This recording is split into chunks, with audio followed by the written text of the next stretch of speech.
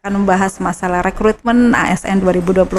Dan sahabat podcast, rekrutmen ASN merupakan hal yang sangat sensitif tentunya karena menyangkut nasib banyak orang, terutama ini yang sudah lama mengabdi. Dalam hal ini honorer nih.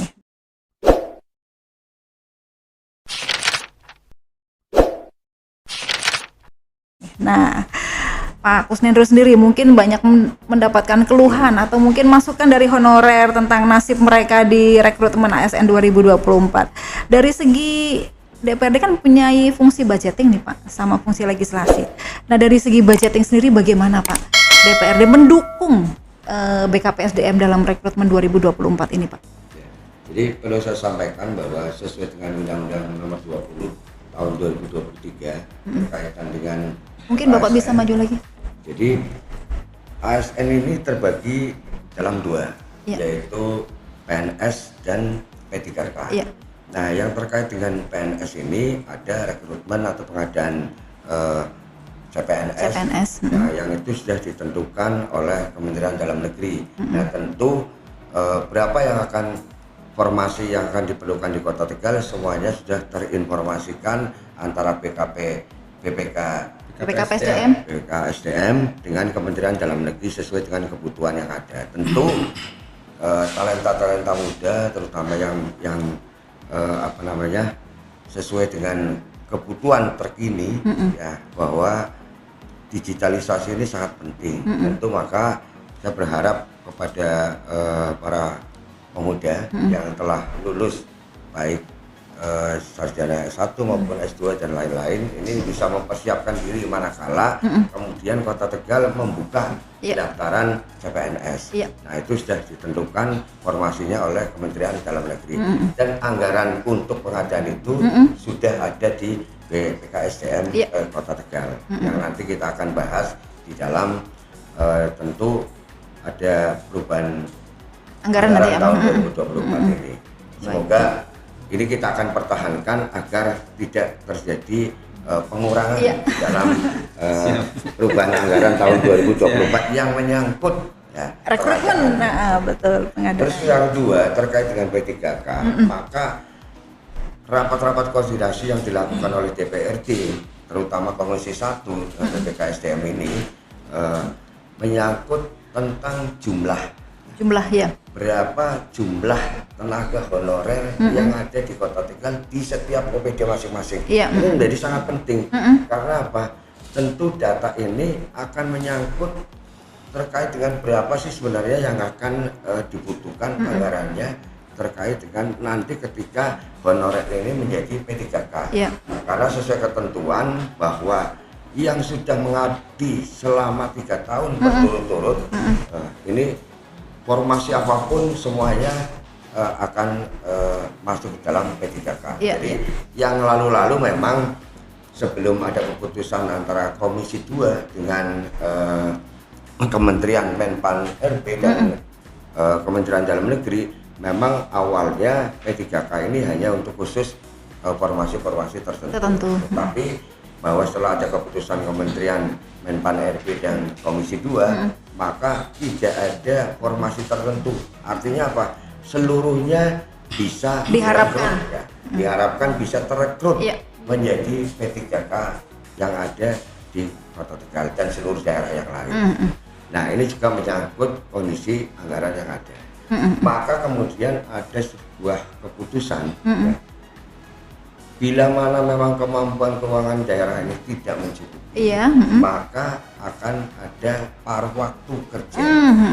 Jadi tahapan awal yang mungkin ada paruh waktu, ada yang kemudian kemampuan keuangan daerahnya tinggi, maka bisa dilakukan sepenuh waktu.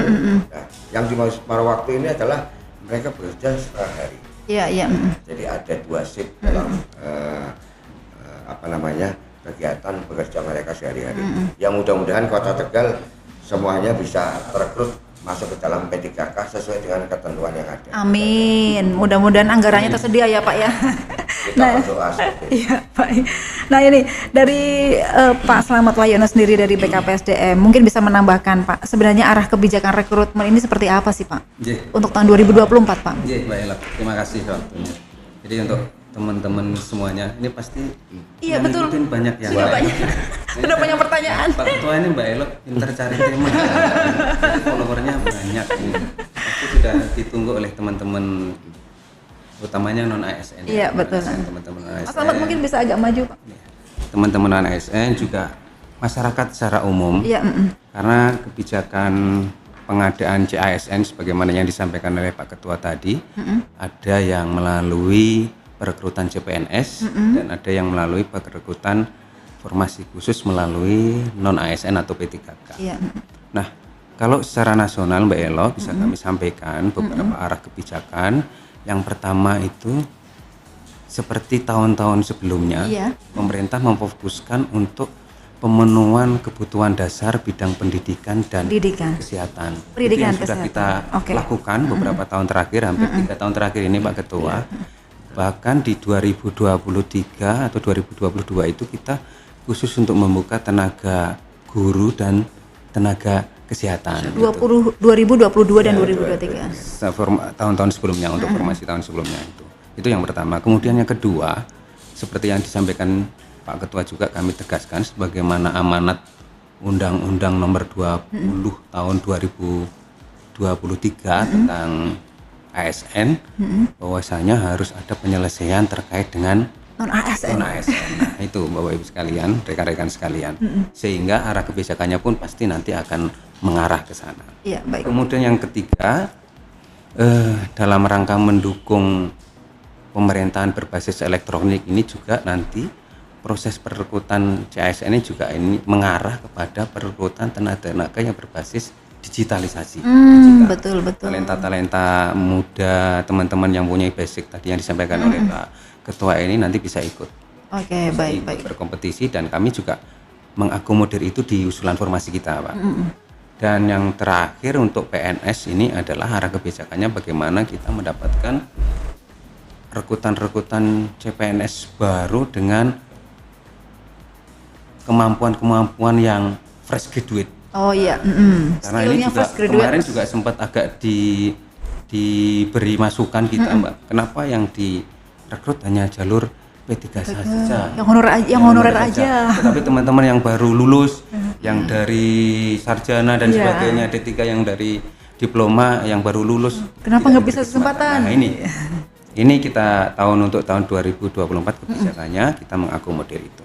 Baik. Nah, selanjutnya Mbak Elo, dari arah kebijakan yang tadi kami sampaikan itu, kemudian kita susun rencana mekanisme perekrutan CASN-nya. Baik. Kalau yang dari jalur CPNS itu jelas, itu nanti akan diikuti oleh teman-teman yang fresh graduate, Iya. dari talenta-talenta baru, dari lulusan-lulusan yang terbaru, kemudian dengan syarat-syarat tentu yang sudah disertakan, salah satunya mungkin usia maksimal 35 tahun itu sudah ada di ketentuan undang-undang.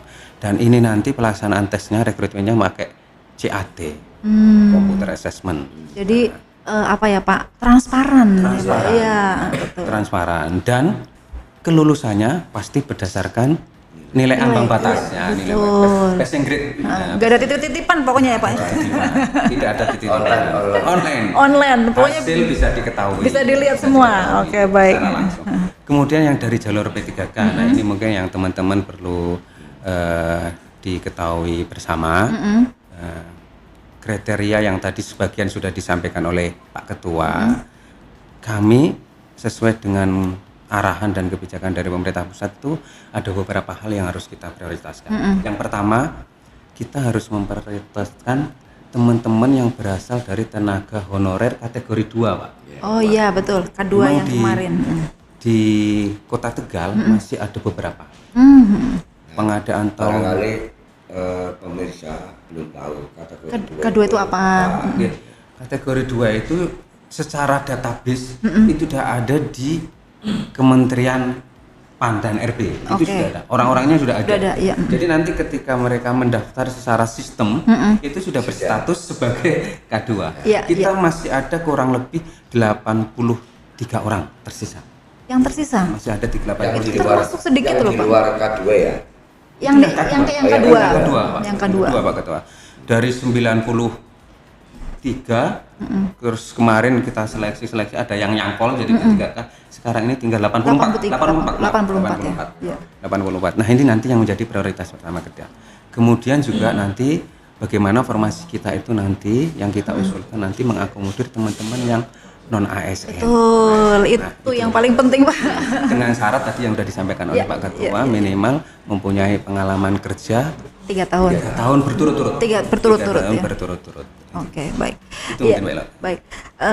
Jadi untuk Anda sahabat podcast, jangan percaya kalau misalnya saya bisa titip, nggak boleh, nggak boleh percaya karena semuanya komputerized dan semuanya transparan ya Pak ya, bisa dilihat sama semua. Saya ambil juga izin nih Pak Ketua. Yang untuk P3K seleksinya sebenarnya juga sama. Sama ya? Sama, pakai komputer. Pakai komputer. Betul. Jadi kalau teman-teman ini yang perlu dipahami Pak Ketua sama teman-teman. Jadi ini tetap mekanismenya adalah seleksi. Karena kita bukan pengangkatan. Betul. Tidak secara otomatis kan seperti itu. Ada proses mekanismenya seleksi. Makanya dari itu nanti ada proses pendaftaran, seleksi administrasi, kemudian baru seleksi tertulis, seleksi kompetensi dan sebagainya. Jadi kami ingatkan ke teman-teman juga harus mempersiapkan diri kan seperti itu. Baik ya. Jadi bukan pengangkatan ya, Bukan seleksi. pengangkatan, tetap seleksi mekanismenya. Hanya mungkin pengecualiannya dengan teman-teman CPNS ini sama-sama pakai CAT. Kalau yang P3K ini tidak pakai nilai ambang batas. Oh, nggak pakai nilai ambang batas. Tidak pakai nilai ambang batas atau PSDR.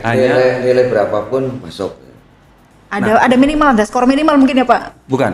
Jadi kita nanti kelulusannya berdasarkan ranking. Oh, ranking. Nah, berdasarkan ranking. Iya. Misalnya pendaftarnya 5, kemudian formasi yang di situ 3, nanti yang diambil 3. 1 sampai 3 yang ya, terbaik. itu. Oke, baik. Ya, ini banyak sekali nih Pak Ketua dan juga Pak Kepala BKPSDM yang sudah bertanya lewat lewat YouTube dan juga lewat WA. Ini dari Guntur Satria nih. Untuk kuota formasi P3K pemerintah Kota Tegal apakah sudah bisa diinformasikan Pak secara detail? Lanjut lagi aja Mas. Kemudian dari Rasya, semoga non ASN di lingkungan sekretariat DPRD Kota Tegal baik CS security dan lainnya bisa diperhatikan lagi. Ini orangnya di sini malah Ini temannya Habibie ya. Dan bisa dijadikan P3K syukur-syukur CPNS, amin. Ini tak tonton. Oke, ini 2 dulu pertanyaan. Silakan Pak Selamat mungkin dijawab yang pertama tadi Pak, untuk kuota formasi P3K Pak. Oke. Jadi kalau untuk usulan, jadi begini, mungkin saya mengawalinya dari proses atau mekanisme urutannya ya Pak.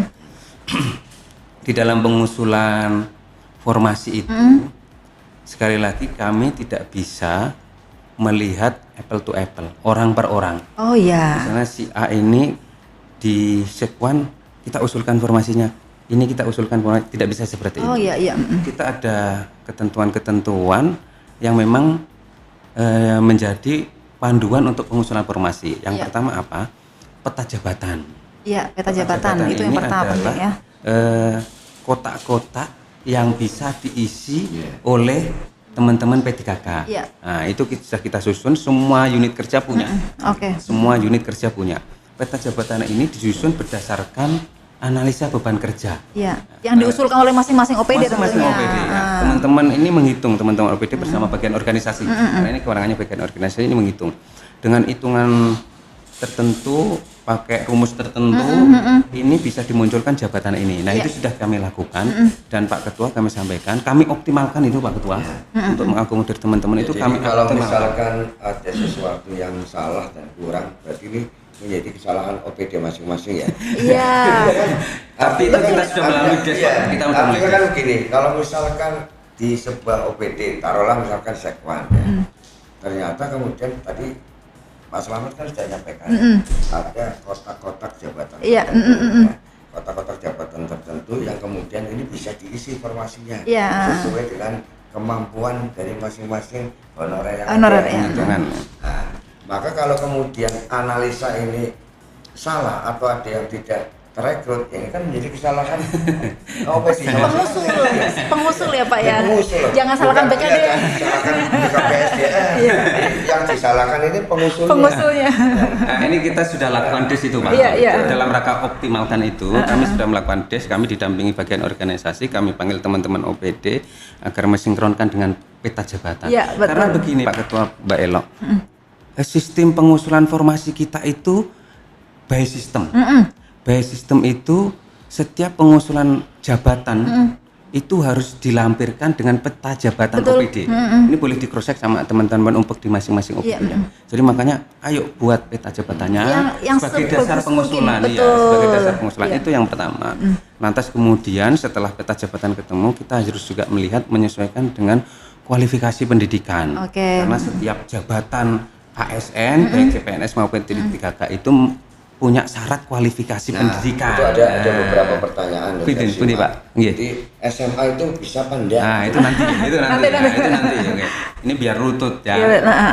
Nah, kualifikasi pendidikan ini pun sudah ada ketentuannya dari Menpan. Iya. Misalnya jabatan ini itu harus syarat kualifikasi pendidikannya dari ini. Iya. Saya memahami alasannya teman-teman.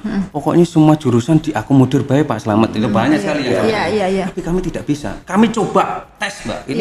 Ini ada teman-teman di tes. Ini ada staf pimpinan. Yang satunya ini kebidanan. Lah itu. Ini biar teman-teman juga tahu. Ngurusi sama. Kami coba itu. Pernah kita coba itu masukkan jebret. Setiap jabatan kami masukkan kualifikasi semua jurusan. Tertolak kan Pak? Tertolak, Mbak. Betul. Pinginnya kami membantu teman-teman ini punya kesempatan Pak Ketua, tapi tertolak. Tertolak. Iya, memang saya pernah ngurusi Pak di sini Pak. Seperti itu Pak. Tertolak. Jadi memang tidak bisa serta merta. Kita melihatnya tidak apple to apple orang per orang, tetapi memang ada ketentuan-ketentuan yang harus bisa ya. Kalau misalkan ya, ini honorer di sekretariat DPRD, terus kemudian tidak sesuai dengan jurusan yang dipunyai, yang dibutuhkan, yang saat ini dikerjakan. Ini bisa nggak lompat ke OPD lain? Bisa sekali. Bisa Sekali. Justru malah itu yang ini dicari formasi P3K ini terbuka, tetapi khusus untuk teman-teman non ASN yang ada di lingkup pemerintah Kota Tegal. Yang 3 Jadi tahun teman-teman non berturut-turut. ASN jangan terpaku ada di sini. Iya. Nanti harus dicermati benar-benar mana kualifikasi pendidikan yang sesuai, jabatan yang kira-kira dia punya peluang, itu silahkan. Maka ini perlu saya sampaikan juga ya kepada seluruh teman-teman non ASN. Jadi sekiranya memang ya peta jabatannya di sebuah OPD itu tidak ada, maka dia harus mencari. Pinter-pinter mencari. Lihat yang lain. Mencari sebuah formasi yang ada di OPD lain. Setuju Pak Ketua. Jangan kemudian terpaku. Ternyata pengennya di sini. Dan lain-lain di sini, ya pengennya di sini. Tidak bisa seperti ini. Iya, karena ini bukan pengangkatan ya Pak ya. Iya, Ini bukan pengangkatan betul, tapi ini adalah seleksi, betul. Iya, ini banyak sekali pertanyaan nih Pak. Iya, selanjutnya tapi itu. yang tadi belum terjawab mungkin nggih Pak Ketua informasi.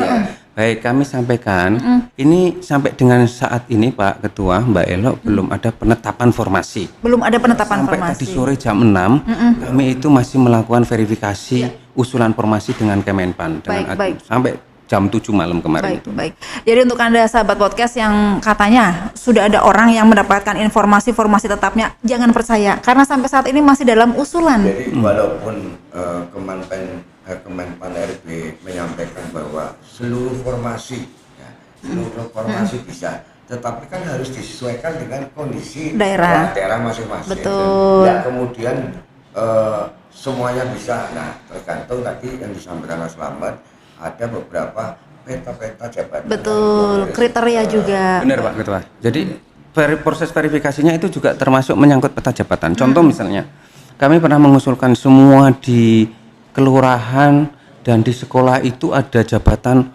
fungsional Pranata komputer dan arsiparis. Tapi oleh Menpan karena ada pertimbangan beban kerja ini tidak perlu ada di situ, minta diganti oleh jabatan lain. Seperti itu kita lakukan penyesuaian. Baik. Nah, proses itu masih berjalan, belum ada penetapan, meskipun secara usulan jumlah usulan dapat kami sampaikan Pak Ketua. Secara total CASN kita, usulan CASN, kalau saya ngomong CASN itu berarti usulan untuk PNS dan P3K itu kita ada 1.876. 1.876. Itu CPNS-nya berapa? Itu CASN. CASN. CASN. PNS-nya berapa? PNS-nya itu 247 sendiri. 247. Kemudian sisanya berarti hampir 1.629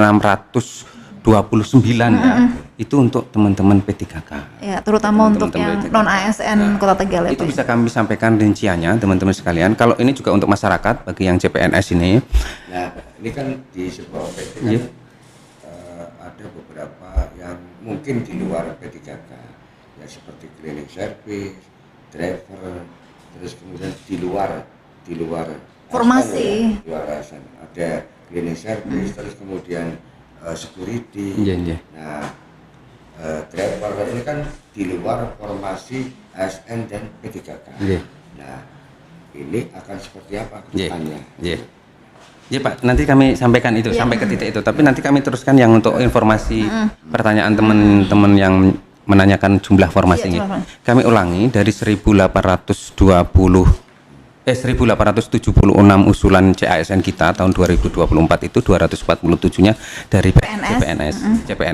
CPNS itu bisa saya rinci 27-nya itu untuk tenaga kesehatan karena ada pemenuhan tenaga kesehatannya tidak bisa dari P3K Pak. Mohon izin Pak Ketua. Ada dokter-dokter spesialis itu kan kita nggak ada. Nah, ini kita rekrut dari CPNS. Kemudian sisanya 220 itu untuk tenaga teknis, Mbak. Untuk tenaga teknis. Nah, itu teman-teman yang fresh graduate itu dari seluruh jurusan nanti silakan untuk berkompetisi di CPNS. Nah, yang untuk P3K 1629 ini Mbak Elok, ini kami juga bagi menjadi 3 kategori. Untuk formasi tenaga kesehatan, tenaga pendidikan, dan tenaga teknis. Ya, tenaga teknis. Ya. Itu nanti Pak, itu kan teknis banget ya Pak, biar nanti ditanyakan ke BKD langsung. Nah ini, karena ini banyak banget pertanyaan nih Pak. Lanjut lagi pertanyaan. Tadi kalau misalnya P3K kan nggak mungkin jadi CPNS ya Pak ya. Tadi yang nomor 2 Mas. Nomor 2. Nah ini, nah ini yang tadi dari Sekwan tadi sudah terjawab ya dari Sekwan ya. Kemudian pertanyaan ketiga, izin bertanya, apabila di instansi non ASN mendaftar hanya tersedia 2 formasi, namun non ASN-nya ada 10. Lanjut. Bagaimana tindak lanjutnya? Tadi seperti yang sudah disebutkan. Pak Ketua tadi yang jawaban Pak Ketua. Carilah, jawaban Pak Ketua informasi. Yang ya, kemudian izin menyampaikan pertanyaan dari seorang teman. Bagaimana nasib sehonorer yang sudah bekerja selama 2 tahun lebih, tapi usianya belum genap 20 tahun? Belum genap 20 tahun. Oh, berarti lulus SMA. SMP atau SMA ini berarti ya? Yang P3K itu minimal 20 tahun ya. Oh, P3K minimal 20 tahun. Oke, baik. Ini juga belum Itu berarti masuk non ASN usia berapa itu? Lah iya. Ini usia berapa? Lulus SMA 18 tahun ya. Selanjutnya ini mau tanya nih, jika rekrutmen P3K dari non ASN apabila formasi hanya 2 dengan tadi sudah terjawab ya. Sama. Oke. Apakah tahun ini Kota Tegal membuka formasi CPNS untuk jenjang umum atau SMK, SMA Pak? Kalau CPNS minimal D3 dan S1 Pak. Baik, minimal D3 S1.